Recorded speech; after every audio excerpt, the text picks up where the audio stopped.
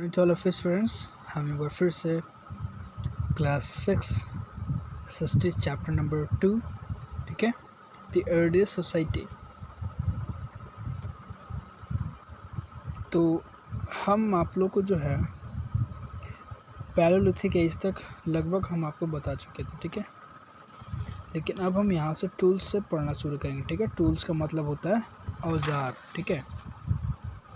अब देखिए, the tools discover from the river beds in Punjab and the Kashmir Valley showed that the Paleolithic tools were crude। आपको पता है जो tools होते थे, औजार होते थे, ये पंजाब और कश्मीर की घाटी पे से इनको लोग जो पत्थर जो पाए जाते थे उस पत्थरों का ये लोग औजार बनाया करते थे, ठीक है, ज़्यादातर पंजाब और कश्मीरी घाटी के पास। showed that the Paleolithic tools were crude। और ये भी दिखाया है कि जो पाषाण काल के जो औजार हुआ करते थे वो काफ़ी ज़्यादा क्रूड हुआ करते थे, काफ़ी ख़तरनाक नुकीले भी हुआ करते थे। They were made of flint, a hard stone that chips easily, ठीक है।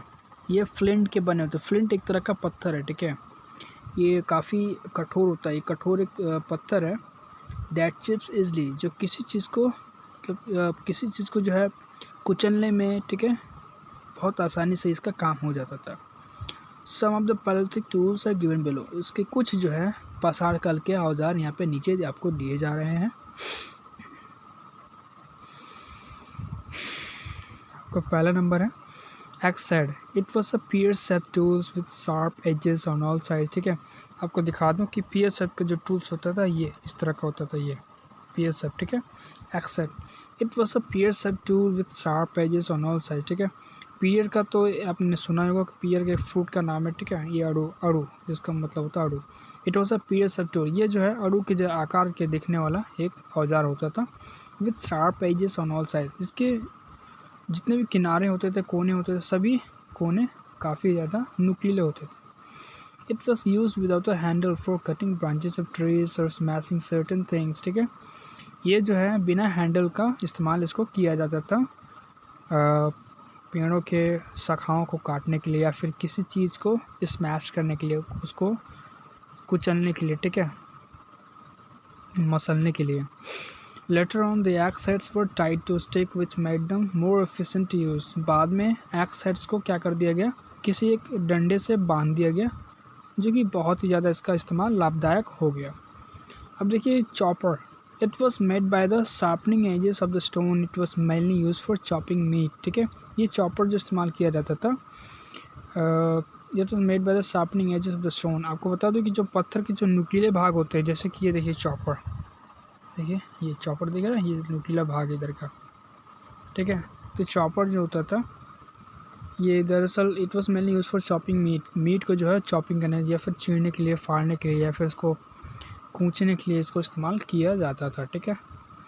अब क्लीवर देखिए, it had a wide chisel type edge to cut other stones और small branches of the trees. ये क्लीवर क्या होता था, ये भी एक तरह का पाषाण काल का एक औजार हुआ करता था, पत्थर से बना होता था। एक चौड़ा, ठीक है, चौड़ा इसका जो चौड़ाई, ठीक है, चौड़ा ये आकार का होता था। Edge to cut the other stones और स्मॉल ब्रांचेस ऑफ ट्रीज, और ये दूसरे पत्थर को भी काटने के लिए इसका इस्तेमाल किया जाता था। अलग अलग पत्थरों को प्लस में ट्रीज के अलग अलग शाखाओं को काटने में काफ़ी इसका महत्वपूर्ण इजाज़त ली जाती थी, ठीक है, जैसे कि आपको देख पा रहे हो क्लीवर, ठीक है। अब देखिए स्क्रैपर, देखिए it was use to clean और scrape the skins of the animals. जो स्क्रैपर्स होते थे वो जानवरों के फर्स को या फिर उनके इस चमड़े को उनको उधेड़ने के लिए, एक तरह से कह सकते हो, ठीक है, उकेरने के लिए उसको इस्तेमाल किया जाता था स्क्रैपर।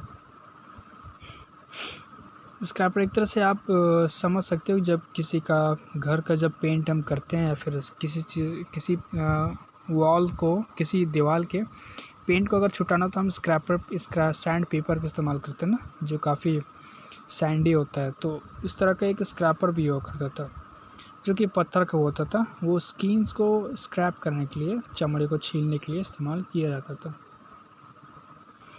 अब देखिए बज, it was use to make deep holes in the earth, ठीक है। ये जो बज होता है, देखिए आप जैसे कि आपको दिख रहा होगा ये बज, ठीक है, बज it was use to make deep holes in the earth. ये जो पृथ्वी में या फिर भूमि में एक गहरी सुरंग बनाने के लिए इस्तेमाल होता था, ठीक है, एक गहरी गड्ढा खोदने के लिए इसका इस्तेमाल होता था।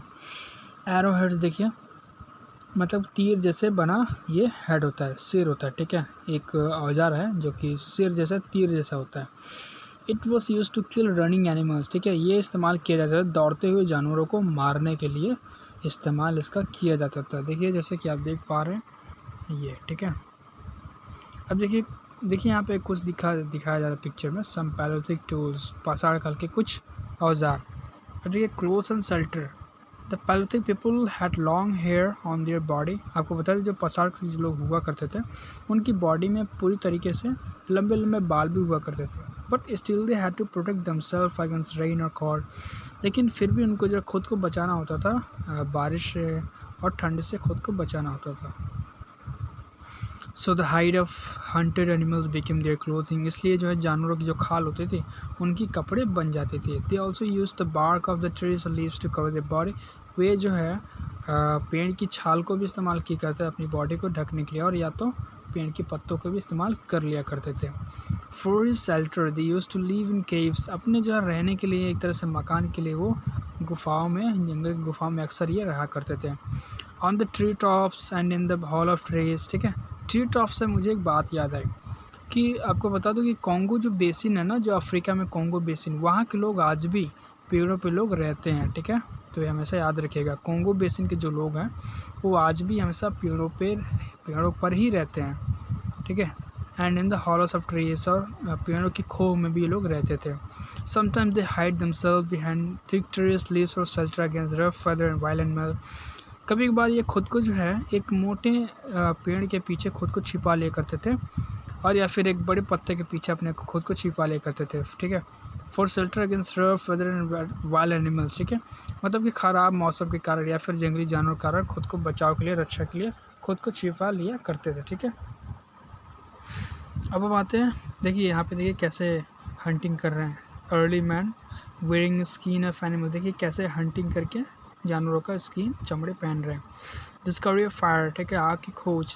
Fire was undoubtedly the most important discovery of the palaeolithic people. आपको बता दूं कि जो आग था वो अचानक जो है एक तरह से ख़ास तरह का ये महत्वपूर्ण खोज था पाषाण काल के लोगों का, ठीक है। It was probably an accidental discovery, आपको बता दें कि शायद ये एक एक्सीडेंटल डिस्कवरी था, अचानक इसका खोज हो गया आग की, ठीक है। It is likely that while striking two stones pieces together to sharp into tools, ठीक है, ये कहा जाता है कि ये लोग क्या कर रहे थे, जब जो दो पत्थरों को लेकर एक दूसरे को घसीट रहे थे, दोनों पत्थरों को, ठीक है, दो पत्थरों को पीस टुकड़ों को लेकर उन दोनों पत्थरों को रगड़ रहे थे, घसीट रहे थे एक दूसरे में। अब मैन नोटिस स्पार्क, तो लोगों ने चिंगारी उसमें से फेंकना शुरू किया, तब ये लोगों को जानकारी हो गया। This could be produce on need and to ignite dry leaves, ठीक है, ये जो है इस्तेमाल होने लगा पत्तों को जलाने के लिए, सूखे पत्तों को जलाने के लिए, ठीक है, बाद में इसका इस्तेमाल ज़रूरत होने लगी। अब देखिए fire changed the life of early people, it help them to scare away wild animals and to keep warm in winter.